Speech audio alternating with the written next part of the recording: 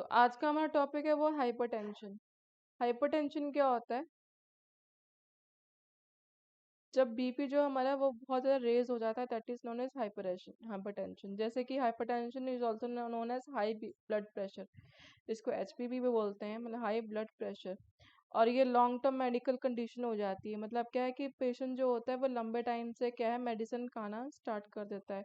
जैसे कि आज उसको पता लगा कि उसको हाइपरटेंशन है, तो पेशेंट क्या है उसको मेडिकेशन के ऊपर हम लोग रख देते हैं, ठीक है, ताकि जो आर्टरीज के ऊपर ब्लड प्रेशर का कोई असर ना हो। ठीक है, दो तरह के ब्लड प्रेशर होते हैं। ठीक है, जैसे हमारा सिस्टोलिक ब्लड प्रेशर जब हमारा 140 mmHg होगा, ठीक है, और जो डायस्टोलिक प्रेशर हमारा 90, ठीक है, तो इसका मतलब पेशेंट क्या है वो हाइपरटेंसिव है। ये स्टार्टिंग फेज ऑफ हाइपरटेंशन है। अकॉर्डिंग टू एज क्या है, जो बीपी होता है वो डिफरेंट होता है। टाइप्स। प्री हाइपरटेंशन मतलब क्या है, पहले हाइपरटेंशन की स्टार्टिंग जो एज होती है, ठीक है, तो सिस्टोलिक ब्लड प्रेशर उसका 120 या 139 हो mmHg, तो इसका मतलब क्या है कि उसको बीपी की इनिशियल स्टेट है उसकी। और डायस्टोलिक बीपी जो होता है वो 80 to 89 होता है mmHg। एचजी हम लोग, मैंने आपको पहले बताया था कि हम लोग एचजी इसलिए लगाते हैं रीडिंग में, यूनिट इसकी एचजी इसलिए क्योंकि यहाँ पर क्या है मरकरी हम लोग यूज करते हैं during calculation of the BP. ठीक है, तो हाइपरटेंशन स्टेज 1 हम किसको बोलेंगे, जब सिस्टोलिक बीपी क्या है 140 to 159 mmHg रह जाएगा, और डायस्टोलिक बीपी प्रेशर जो है 90 to 99 mmHg रह जाएगा। और हाइपरटेंशन सेकंड हम कब बोलेंगे, जब सिस्टोलिक ब्लड प्रेशर क्या है मोर और इक्वल टू 160 mmHg होगा, और डायस्टोलिक प्रेशर जो होता है वो मोर और इक्वल टू 100 mmHg हमारा होगा। ठीक है, तो हम स्टेजेस के अकॉर्डिंग या पी है हाइपरटेंशन के अकॉर्डिंग कौन से पेशेंट्स आएंगे, और हाइपरटेंशन स्टेज 1 के अकॉर्डिंग कौन से अंदर कौन से पेशेंट आएंगे, और हाइपरटेंशन सेकंड स्टेज के अकॉर्डिंग ये वाले पेशेंट्स आएंगे जो मैंने आपको बताई। Pregnancy induce hypertension of because of increase production of hormones and enzyme during pregnancy. Pregnancy में मोस्टली जो होती है आपने सुना होगा एक्लैम्शिया, प्री एक्लैम्शिया। उसमें क्या होता है, प्रेगनेंसी में क्या होता है, जो बीपी रेश होता है, ब्लड प्रेशर होता है, वो इंक्रीज हो जाता है। वो क्यों होता है, क्योंकि उसमें क्या है जो हार्मोन्स क्या होते हैं वो इंक्रीज होते हैं, और एंजाइम्स जो होते हैं बॉडी के अंदर वो इंक्रीज होते हैं, क्योंकि दोनों को ही उस वक्त क्या है मदर और बेबी का दोनों का काम करना पड़ता है। Aetiology means causes. Primary hypertension, दो तरह की हाइपरटेंशन होती है, एक प्राइमरी हाइपरटेंशन और एक होती है secondary hypertension.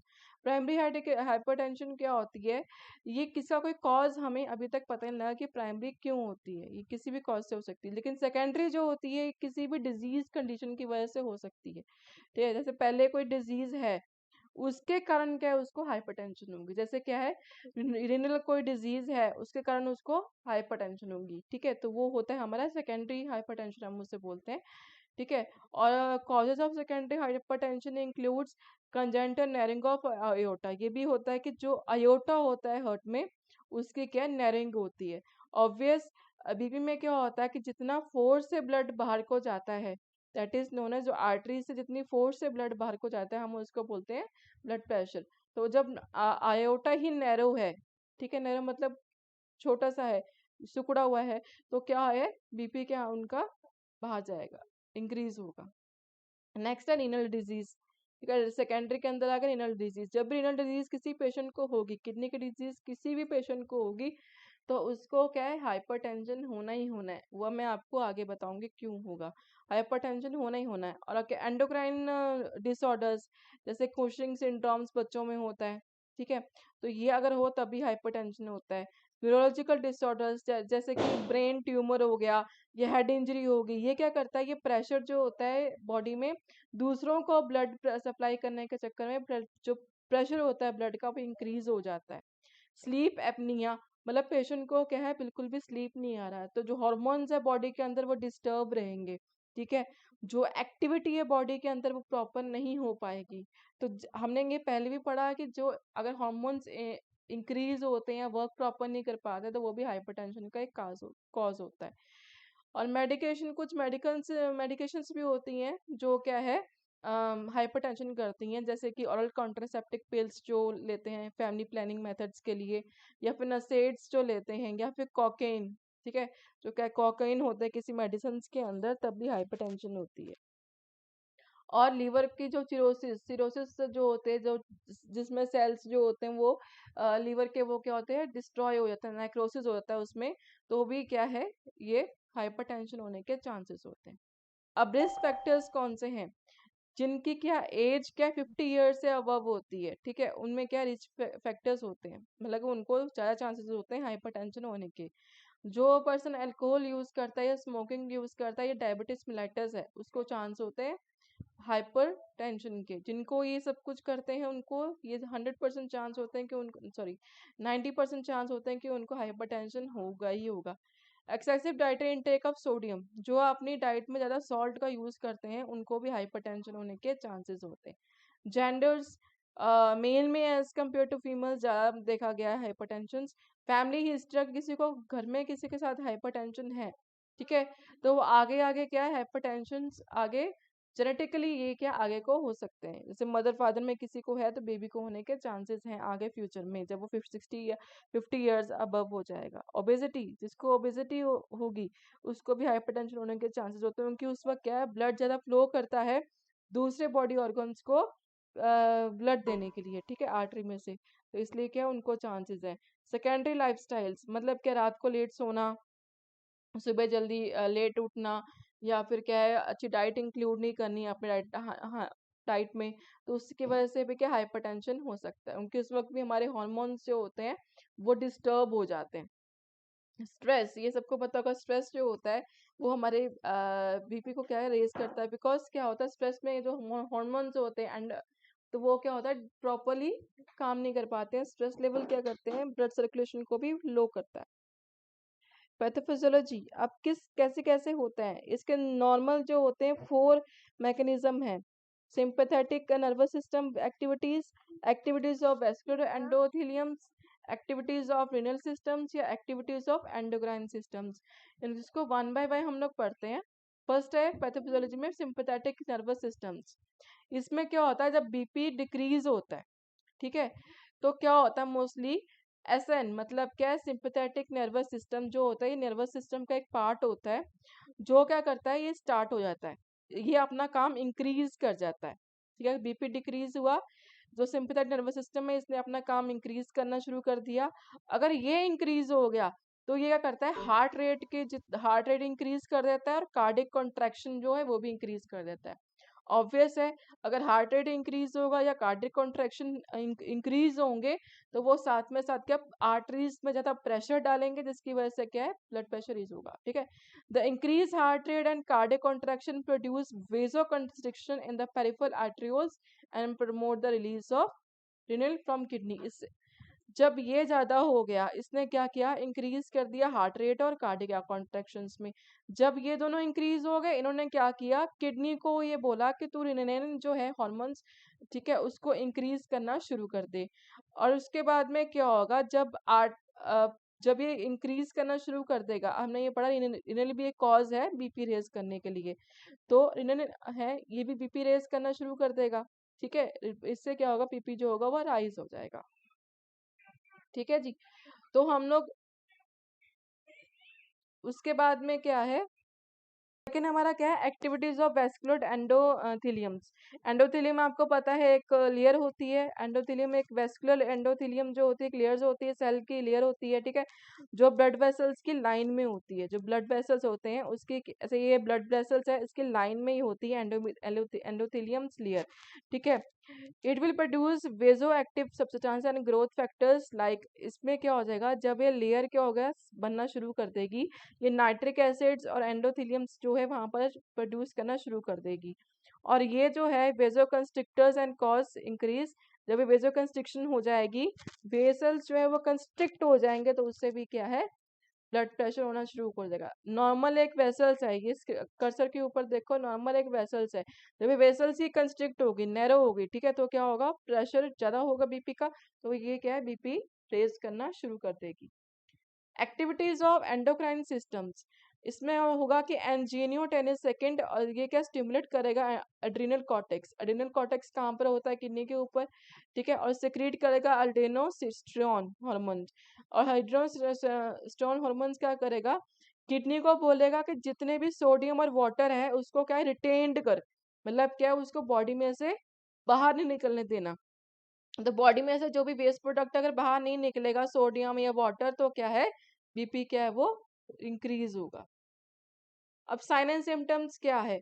Sign and symptoms मोली ये है कि हम लोग ब्लड प्रेशर को क्या मानते हैं? Silent killer. ये स्लोली स्लोली स्लोली पॉइजन भी होता है, साइलेंट किलर भी हम इसे बोलते हैं हाइपरटेंशन को। ये क्या करता है? स्लोली स्लोली जो होता है बाकी ऑर्गन्स को डिफेक्ट करना शुरू कर देता है, वाइटल ऑर्गन्स जो होती हैं बॉडीज के अंदर उसको डिफेक्ट करना शुरू कर देता है, ठीक है। और इसमें क्या होता है, कुछ पेशेंट्स को होता है स्वेयर हेडेक्स होता है, ब्लड विजन होती है, डिजीनेस होता है, नोजिया होता है, वॉमिटिंग, फैटीग, कंफ्यूजन, एपिटैक्सिस। मतलब एपिटैक्सिस मतलब क्या होता है कि नोज में से ब्लीडिंग होना।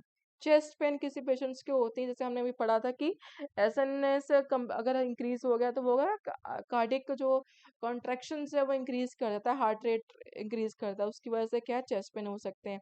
शॉर्टनेस ऑफ ब्रेथ होगा, क्योंकि हमने देखा वाइटल ऑर्गन्स एक दूसरे से जुड़े होते हैं, तो उससे क्या होगा, शॉर्टनेस ऑफ ब्रेथ होगा, इरेगुलर हार्ट बीट होगी, और पेल्परडीमा हो जाएगा पेशेंट्स को।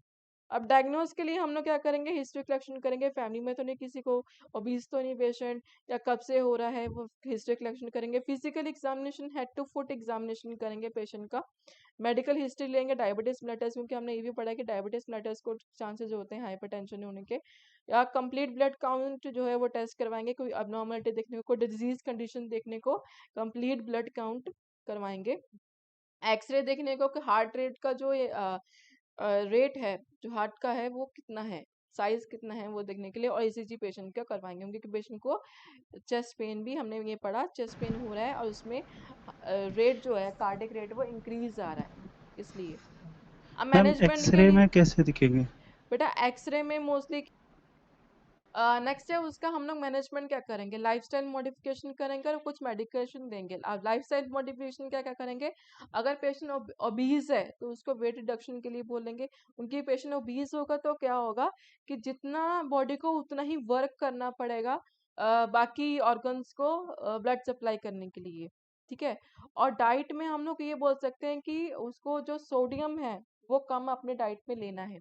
जितना सोडियम रिस्ट्रिक्टेड डाइट लेंगे और फैटी एसिड्स लेंगे, कार्बोहाइड्रेट्स जितना कम लेंगे, ठीक है, उतना ही उसकी हाइट जो होता है हाइपरटेंशन उतना कम होता है। जितना पेशेंट ज़्यादा कार्बोहाइड्रेट्स लेगा तो वो क्या करेगा, जो कार्बोहाइड्रेट्स है वो उसके ब्लड वेसल्स में, घी वगैरह जो होता है ब्लड वेसल्स में जमना शुरू हो जाएगा, जिसकी वजह से क्या है उसको ज़्यादा प्रॉब्लम्स आनी शुरू हो जाएंगी।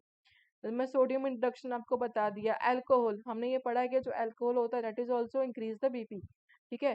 तो अल्कोहल जो है वो भी उसको रिड्यूस करने के लिए पेशेंट को बोलना है। और एक्सरसाइज, रेगुलर एक्सरसाइज करनी है। और स्ट्रेस मैनेजमेंट, अगर पेशेंट को किसी वजह से स्ट्रेस की वजह से बीपी रेज हो रहा है तो हम उसकी काउंसलिंग कर सकते हैं, या फिर काउंसलिंग हेल्थ सेंटर्स होते हैं वहां पर भेज सकते हैं, ताकि क्या जो स्ट्रेस लेवल है, या फैमिली मेंबर से हिस्ट्री ले सकते हैं कि किस वजह से स्ट्रेस है, उस इंडिविजुअली पर्सन से ले सकते हैं, या फिर उसको क्या काउंसलिंग कर सकते हैं कि काउंसलर्स के पास भेज सकते हैं, कि ताकि उसका जो स्ट्रेस है उसकी मैनेजमेंट हम लोग कर सके। कुछ मेडिकेशंस हैं जो हम लोग यूज करते हैं। हमने ये देखा कि किडनी ने क्या है, एड्रेनोस्टेरॉइड जो था उसने क्या कहा कि किडनी को बोला कि जो यूरिन है उसको बाहर नहीं जाने देना, वाटर बाहर नहीं जाने देना, और क्या है जो सोडियम्स वगैरह है उसको रिटेन करना है, ठीक है, ये हमने देखा, ठीक है। तो डायरेटिक्स क्या करेगा, डायरेटिक्स क्या करेगा, जो किडनी रिटेन किया हुआ है यूरिन और सोडियम उसको रिलीज करेगा। उससे क्या होगा, पेशेंट को यूरिन पास होगा, और जितना यूरिन पास होगा पेशेंट को उतना ही बीपी जो है वो बाहर जाएगा, क्योंकि सोडियम रिटेन हमने देखा सोडियम से बीपी होता है। तो सोडियम बॉडी से बाहर जा रहा है, ठीक है, एक्स्ट्रा फ्लूइड जो है बॉडी से बाहर जा रहा है, तो उसकी वजह से क्या है थोड़ा कंट्रोल होगा बीपी, ठीक है। जो हमारे रीनल वाले पेशेंट्स होते हैं हम मोस्टली उसको डायरेटिक्स प्रेफर करते हैं, ठीक है। तो ये फ्रूसमाइड्स या क्लोरोथियाजाइड ये एग्जांपल है, ये मेडिसिन के नाम हैं जो हम पेशेंट को दे सकते हैं डायरेटिक्स के लिए, तो ये डायरेटिक्स के लिए यूज करते होते हैं। नेक्स्ट है बीटा ब्लॉकर्स, ठीक है। जो medication, this medication reduce the workload of the heart. And blood vessels causing the heart to beat slowly. जो इंक्रीज इन ऐसे ही ऐसा नहीं की वजह से जो था हमारा जो हार्ट रेट था वो इंक्रीज हो रहा था, उसको रोकने के लिए क्या है, बीटा ब्लॉकर्स हम पेशेंट को देंगे। ज़्यादा इंक्रीज होगा हार्ट रेट तो पेशेंट को कार्डियक अरेस्ट भी हो सकता है। ठीक है, अगर उसको उसी वक्त कंट्रोल नहीं किया गया, हाइपरटेंशन होगा और साथ में कार्डियक अरेस्ट होगा, तो हम बीटा ब्लॉकर्स भी साथ में पेशेंट को चला देते हैं, जैसे कि अटेनोल और प्रोपानोल। ठीक है, ये मेडिसिन होते हैं जो हम लोग पेशेंट को साथ में मिला देते हैं। नेक्स्ट है अल्फा ब्लॉकर्स। अल्फा ब्लॉकर्स क्या करते हैं, जो पेरिफेरल वैसोडाइलेटर्स ऑफ ब्लड, ये करती है, जो जो वेसल्स जो होती हैं वो नैरो हो चुकी होती हैं, उसको डायलेट करने में ही हेल्प करती हैं अल्फा ब्लॉकर्स। ठीक है, तो ऑब्वियस है अगर जो भी वेसल्स है वो नैरो हो चुकी हैं तो वो ज्यादा ब्लड को फ्लो करना नहीं पड़ेगा, करने नहीं देगी, ब्लड को प्रेशर से जाना पड़ेगा। अब जो वेसल्स है वो डायलेट हो गई हैं, तो उससे क्या होगा, ब्लड जो है नॉर्मली अपना फ्लो कर सकता है। और मेडिसिन आपकी ये है पैराजोनेस। ठीक है, और ये वेसोडाइलेटर्स एक और साथ में हम लोग देंगे, जो क्या है एक्चुअली जो आर्टरी के जो वॉल्स है, जो मसल्स हैं आर्टरीज को, उसको भी डायलेट करने में हेल्प करता है, और टाइटनिंग और नैरोज जो होती हैं आर्टरीज को, उसको भी इंक्रीज करने में हेल्प करता है। जैसे नाइट्रोग्लिसरीन होगी, सोडियम नाइट्रो प्रोसाइड होगा, ये मेडिसिन हम देते हैं हाइपरटेंसिव पेशेंट को, स्टेज 2 वाले पेशेंट्स को। ACE इनहिबिटर्स क्या होते हैं, ये ग्रुप ऑफ मेडिकेशन होती है, ठीक है, जो A1 A2 जो क्या वेजो कंस्ट्रिक्शन को हेल्प करती है। मेन हमारा फोकस क्या रहेगा कि जो हार्ट है, जो वाइटल ऑर्गन्स प्लस जो हमारे वेसल्स हैं वो प्रॉपरली अपना काम कर सके। ठीक है, तो आपने देखा होगा अभी हमने जो मेडिसिन दी उसमें वेज हार्ट का दिया है, और वेजो डायलेटर्स ज़्यादा दिए हैं, केटोप्रिल और रिमीप्रिल। और calcium channel blockers, this medication will block the movement of extracellular calcium into the cells। जो एक्स्ट्रा सेल्स जो होते हैं, कैल्शियम जो होते हैं, वो सेल्स के अंदर जाने से क्या है, कैल्शियम चैनल ब्लॉकर्स देते हैं, क्योंकि ये करेंगे कि वहां पर जाकर क्या है, इकट्ठा अगर हम इसको रोकेंगे नहीं कैल्शियम को, तो क्या होगा, वहां पर जाकर ब्लड वेसल्स में जाकर ये क्या करेंगे, सेल्स में जाकर ये डिपॉजिट होना शुरू हो जाएंगे। ठीक है, डिपॉजिट होना शुरू हो जाएंगे तो उससे बीपी रेज होगा, तो हार्ट रेट भी उससे क्या इंक्रीज होगा। तो हम लोग क्या करेंगे, जो एक्स्ट्रा कैल्शियम होगा सेल्स में जाने के लिए उसको रोकेंगे, और जिससे क्या होगा, वेजल्स जो हैं वो प्रॉपरली काम कर सकेंगे, जो हार्ट रेट है प्रॉपरली काम करेगा। इसमें भी हम लोग एम्प्लोडेपिन और वेरापेरिन हम दे सकते हैं। और कौन सा उनके थेरेपीज हम दे सकते हैं, जैसे एक्यूपंक्चर हो गया, या मेडिकेशन पेशेंट को बोल सकते हैं, रिलैक्सेशन टेक्निक्स पेशेंट को बोल सकते हैं, योगा वगैरह पेशेंट को हम बोल सकते हैं करने के लिए। तो ये था आपका टॉपिक।